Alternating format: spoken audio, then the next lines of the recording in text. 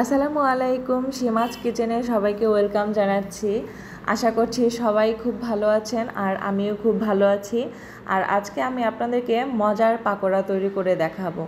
আর পাকোড়াটা তৈরি করব থানকুনি পাতা দিয়ে। থানকুনি পাতা দিয়ে যে এত মজার পাকোড়া তৈরি করা যায়, আপনারা আসলে আমার মতো এভাবে তৈরি করে খেলে বুঝতে পারবেন। তো পাকোড়াটা তৈরির জন্য আমার থানকুনি পাতাগুলো প্রথমে ভালো করে ধুয়ে পরিষ্কার করে পানি ঝরিয়ে নিয়েছি। আর এখন একটা চাকু দিয়ে ভালোভাবে এগুলোকে কেটে কুচি করে নিতে হবে। আর সবগুলো থানকুনি পাতাকে আমি এভাবে চাকু দিয়ে ভালো করে কেটে কুচি করে নিয়েছি, দেখতে পাচ্ছেন। আর এগুলো এখন তুলে নেব।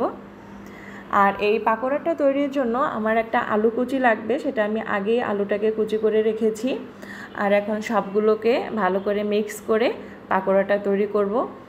তো সেজন্য আমি একটা বড় সাইজের পেঁয়াজ কুচি করে নিয়েছি, দেখতে পাচ্ছেন। আর কাঁচামরিচ কুচি করে নিয়েছি 4 থেকে 5টি।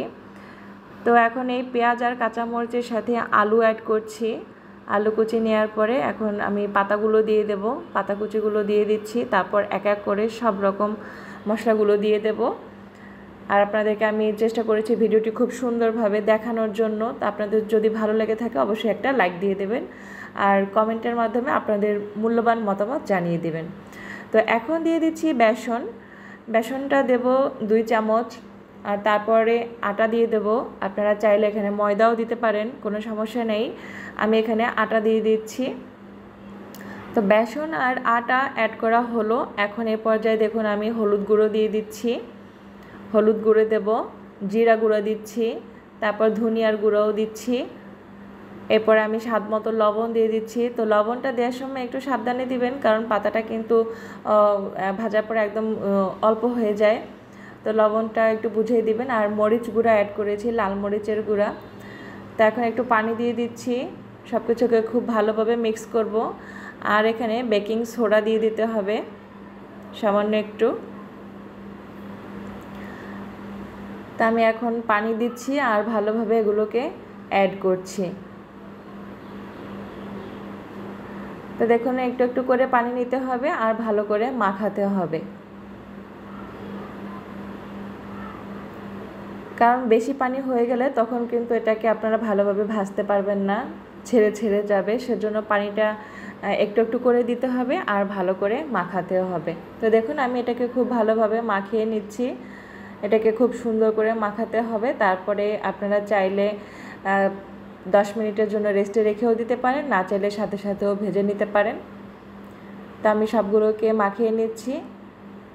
তো দেখুন আমার এটা কিন্তু মাখানো হয়ে গিয়েছে।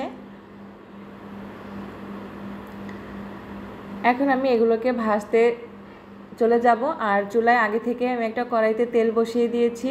তেলটা গরম হওয়ার পরে এখানে পাকোড়ার শেপগুলো দিয়ে দিতে হবে একটু একটু করে। তো এইভাবে আমি সব পাকোড়াগুলোকে দিয়েছি এবং পাকোড়াগুলো দেওয়ার পরে চুলার আঁচ কম রেখে একদম লো আঁচে রেখে এগুলোকে আস্তে আস্তে করে ভেজে নিতে হবে। তাহলে পাকোড়ার ভিতরটা খুব ভালোভাবে ভাজা হবে এবং পাকোড়াটা খেতে ক্রিস্পি হবে। তো কোনোভাবেই কিন্তু চুলার আঁচ বেশি রাখবেন না, তাহলে ভিতর থেকে কাঁচা থেকে যাবে, খেতে ভালোও লাগবে না। একদম লো আঁচে রেখে এগুলোকে ভেজে নিতে হবে। তো আমার কিন্তু পাকোড়াগুলো ভাজা শেষ। এরকম যখন লালচে একটা কালার ধরে আসবে, দেখতেই বোঝা যাবে যে পাকোড়াটা হয়ে গিয়েছে, তখন এভাবে তুলে নেবেন। তা আমি পাকোড়াগুলোকে তুলে নিচ্ছি আর আপনাদেরকে পরিবেশন করে দেখাচ্ছি। দেখুন এগুলো দেখতে এমন হয়েছে আর খেতেও কিন্তু মাশাআল্লাহ অনেক বেশি ক্রিস্পি হয়েছে, অনেক বেশি টেস্টি হয়েছে। আপনারা চাইলে এভাবে বানিয়ে খেতে পারেন। আর আমার পেজে যারা নতুন তারা ফলো দিয়ে পাশে থাকবেন। যারা ইউটিউব চ্যানেল থেকে দেখছেন, আমার চ্যানেলে নতুন হলে অবশ্যই একটা সাবস্ক্রাইব করবেন আর একটা লাইক দিয়ে মূল্যবান মতামত কমেন্টের মাধ্যমে জানিয়ে দেবেন। আর পারলে বেশি বেশি শেয়ার করে দিবেন আমার ভিডিওটি। ফিরে আসবো আপনাদের জন্য নতুন কোনো উপস্থাপনা নিয়ে, নতুন কোনো রেসিপি নিয়ে। সে পর্যন্ত ভালো থাকবেন, সুস্থ থাকবেন। খোদা হাফেজ।